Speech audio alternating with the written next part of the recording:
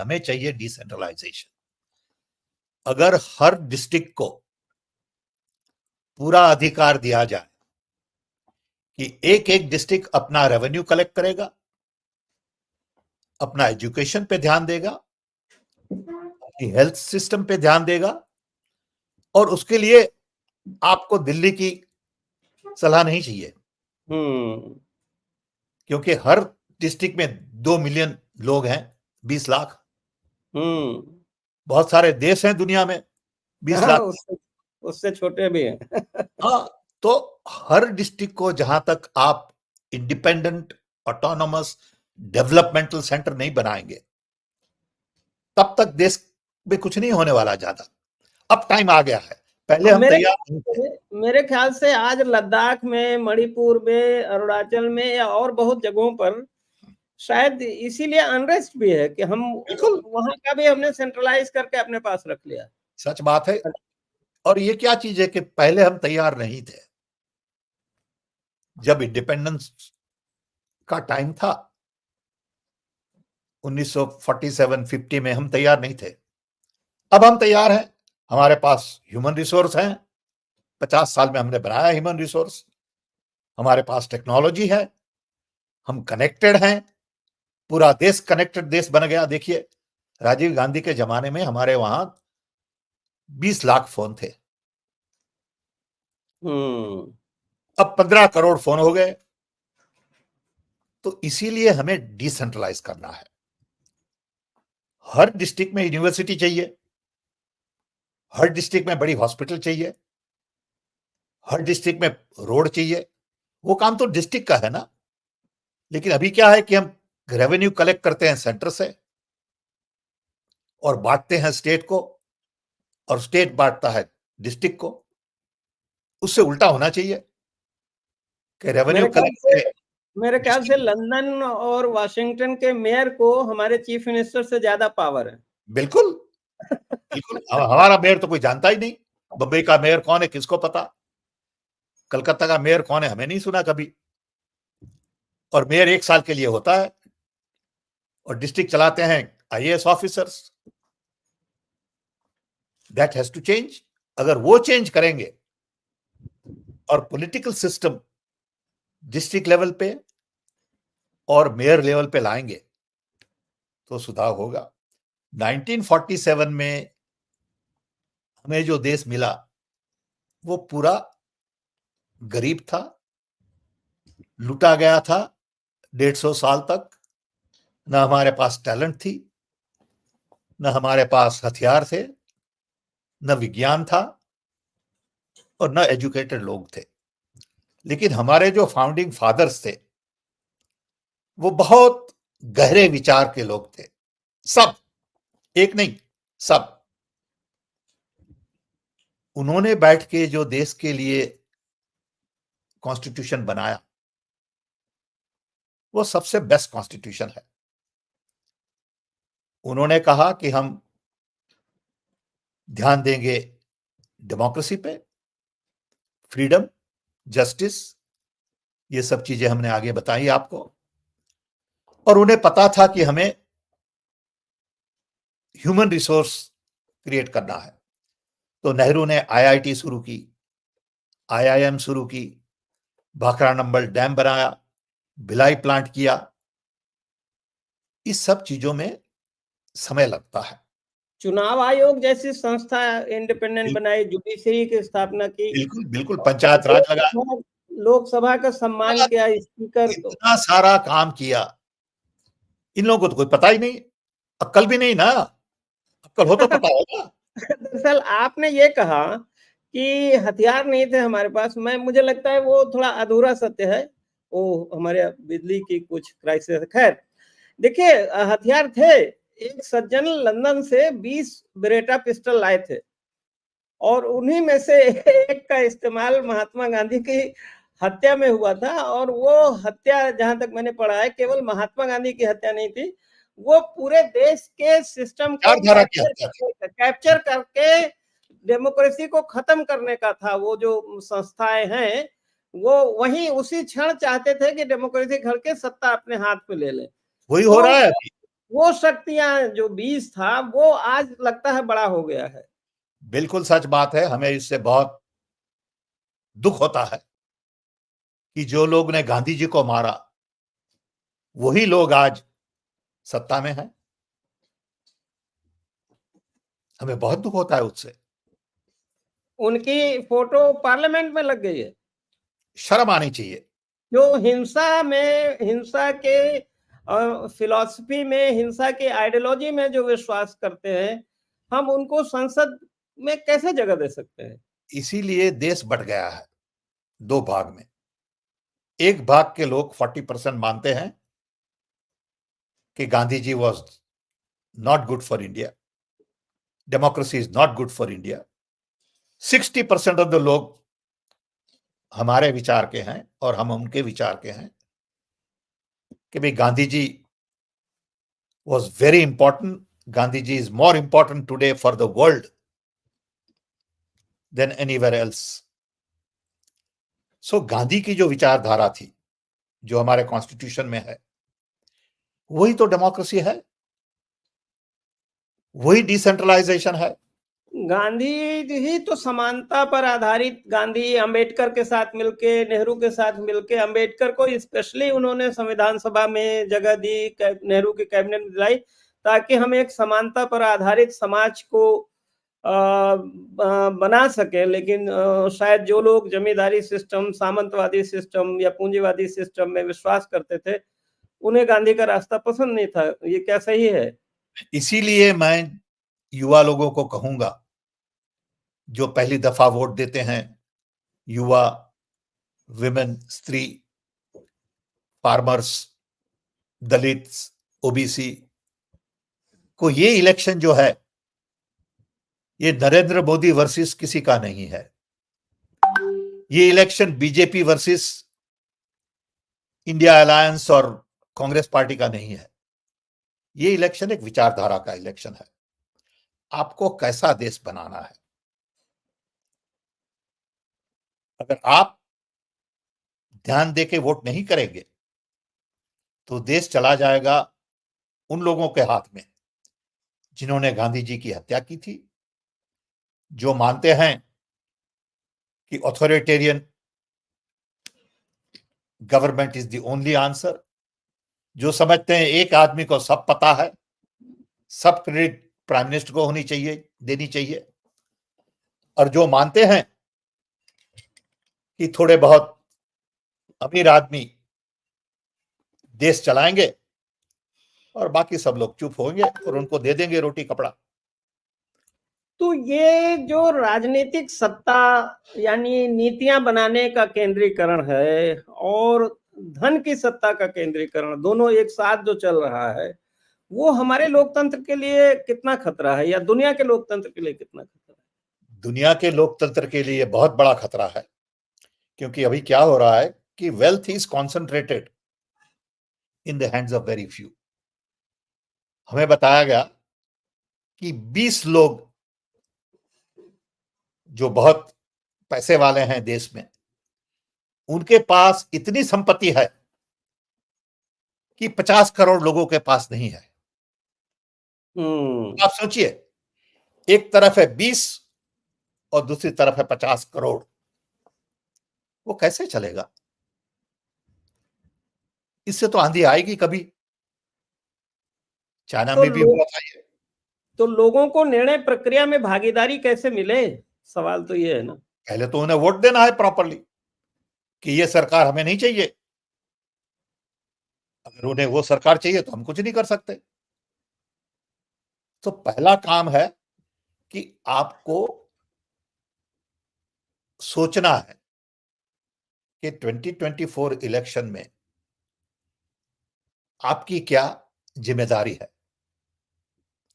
आप उस जिम्मेदारी को पूरा समझते हैं या सोशल मीडिया से सलाह लेते हैं, झूठ को मानते हैं, अफवाह को ध्यान देते हैं और समझते हैं कि आजादी 2014 में आई। एक बड़ा सवाल आपने अपनी किताब में उठाया है कि जो कैपिटलिज्म है जिसको ये माना जाता था कि अमेरिका या यूरोप का जो कैपिटलिज्म है, ये डेमोक्रेसी का अलंबरदार हैं। ये लोग डेमोक्रेसी के, फ्रीडम के और ह्यूमन राइट्स के संरक्षक हैं। लेकिन आपने बताया कि कैसे अमेरिका में जो कंपनियों ने जो है वो अपना प्रॉफिट बढ़ाने के लिए किस तरह जाके चाइना के डिक्टेटोरियल जो डिक्टेटरशिप वाली सरकार सो कॉल्ड जो है वहाँ कम्युनिस्ट सरकार चलिए, तो उनसे समझौता करके और वहाँ ले जाके बहुत सस्ते में उनकी सरकार के ज़रिए जो है वो वहाँ के मज़दूरों का शोषण करके और अपना प्रॉफिट बढ़ाया। और एक तो ये थोड़ा-सा इसको इलैबोरेट करें और दूसरे क्या पूँजीवाद और लोकतंत्र साथ-साथ चल सकते हैं? चलते हैं? पहले मैं आपको बताऊं कि किताब में क्या है, फिर हम जी। जाएंगे हाँ, ये बिल्कुल, बिल्कुल। कैपिटलिज्म पे। बिल्कुल, बिल्कुल। किताब में 10 चैप्टर्स हैं। पहले भाग में हम समझाते हैं कि डेमोक्रेसी क्या है, क्यों है, कैसे चलती है। ये किताब कोई एक्सपर्ट्स के लिए नहीं लिखी गई है। ये किताब जी। लिखी गई है जवान युवा लोगों के लिए, जो पहली दफा वोट करेंगे, जो दूसरी दफा वोट कर रहे हैं, जिन्हें पता नहीं कि आजादी के बाद क्या हुआ। सो ये किताब लिखी गई है उनके लिए। उसके बाद एक चैप्टर है कि दुनिया में क्या हो रहा है डेमोक्रेसी का। चैप्टर 4 है कि अमेरिका में डेमोक्रेसी का क्या हो रहा है, और चैप्टर 5 है इंडिया में डेमोक्रेसी का क्या हो रहा है।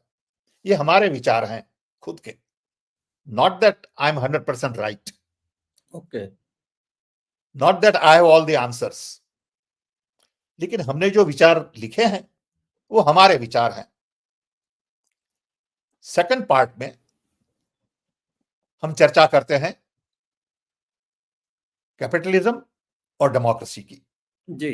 उसके बाद values in democracy, technology in democracy, leadership in democracy, and then how to redesign democracy to bring it back on track.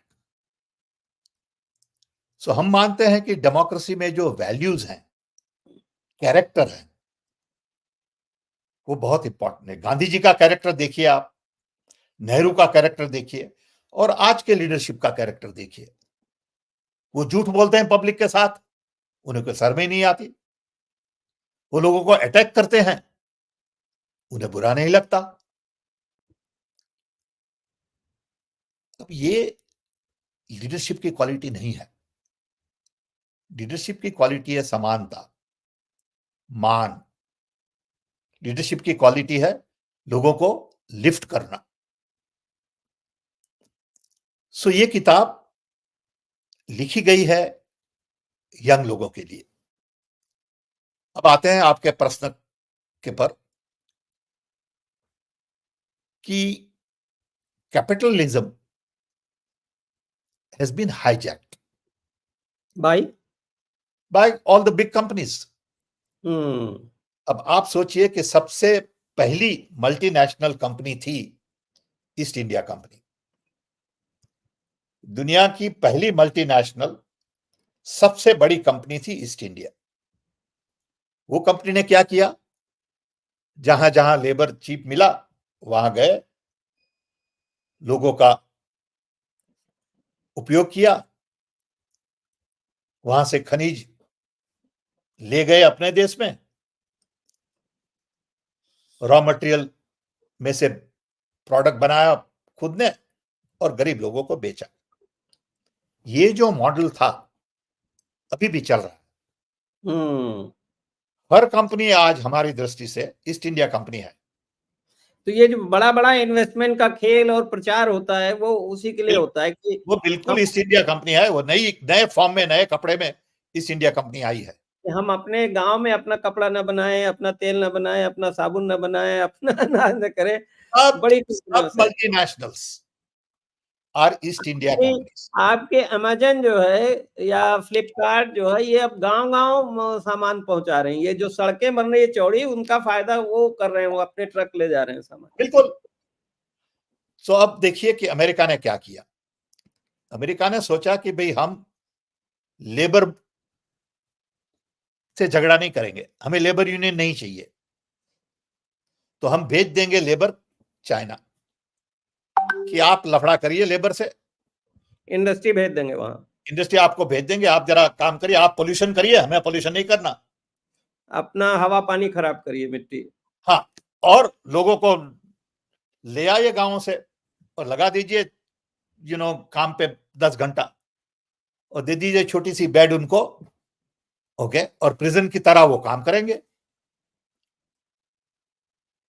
और हम बेचेंगे गुड्स और बनाएंगे बहुत प्रॉफिट।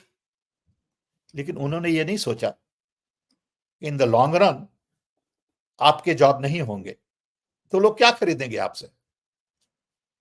पैसा नहीं होगा जेब में तो क्या खरीदेंगे। बिल्कुल। So entire manufacturing of the democratic world went to China. अभी डेमोक्रेटिक वर्ल्ड में कोई प्रोडक्शन नहीं होता। राहुल गांधी इसके बारे में बात करते हैं सब जगह कि अमेरिका में कोई प्रोडक्शन नहीं है, यूरोप में कोई प्रोडक्शन नहीं है, इंडिया में कोई प्रोडक्शन नहीं है। अब हमारा गणपति भी चाइना से बन के आता है, हमारी साड़ी चाइना से बन के आती है।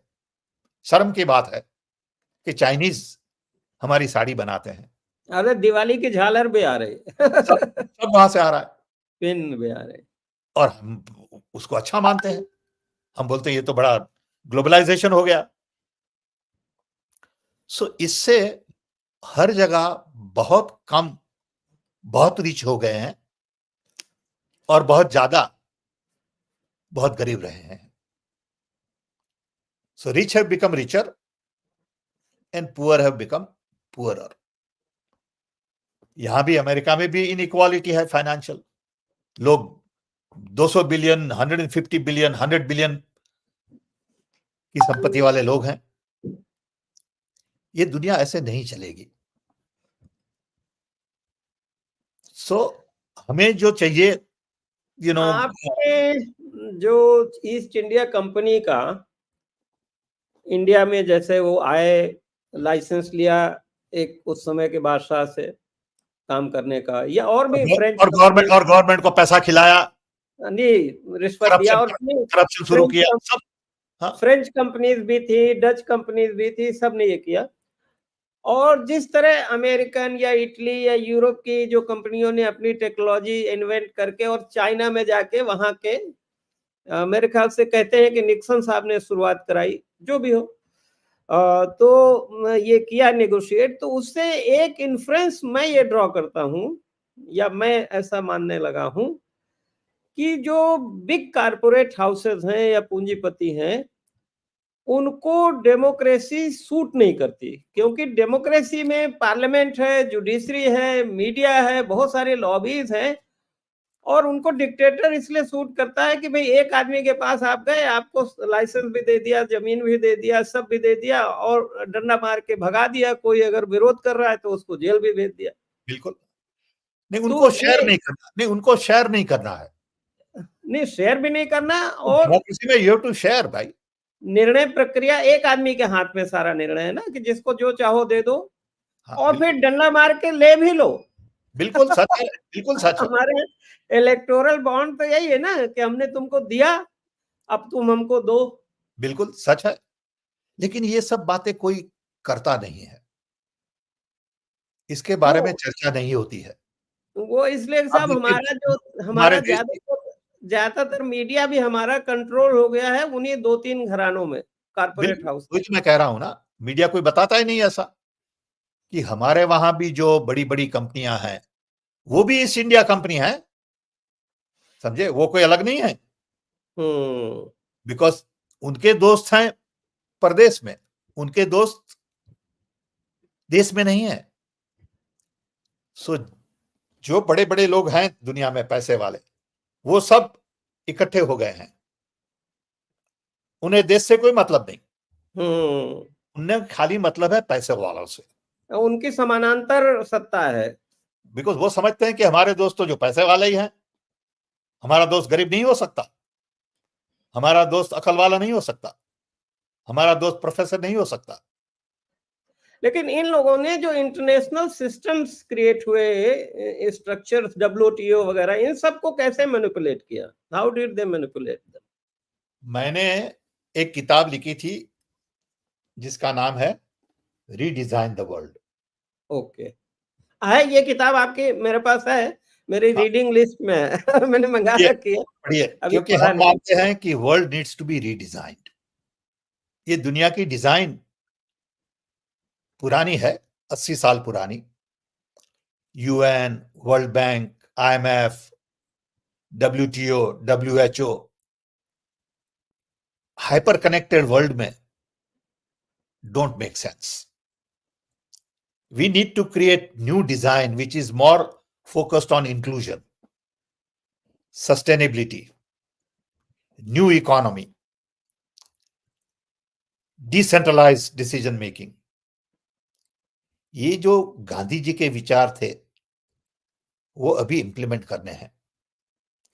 अगर 1944 में जिन्होंने ये दुनिया बनाई, डब्ल्यूटीओ, यूएन, उन्होंने जो गांधी जी के विचार लिए होते तो दुनिया की डिजाइन अलग होती। गांधी जी ने तो ये कारपोरेट नहीं, उन्होंने तो ट्रस्टीशिप कहा था कि भाई आप ट्रस्टी हो, इसके एक आप किताब में है मालिक नहीं हो। ट्रस्टीशिप। बिल्कुल बिल्कुल, जिससे सबको फायदा होगा। जी, आप तो बिल्कुल उसके ट्रस्टी हो। आपका अपना नहीं है कि आपने 400 मंजिल का घर बना लिया, या 400 करोड़ का घर में एक आदमी, एक परिवार रह रहा है, पता नहीं कितना वो है, और एक शादी में वो कितना खर्च कर रहा है, भगवान जाने। ये सैन साहब, It is not good for poor country.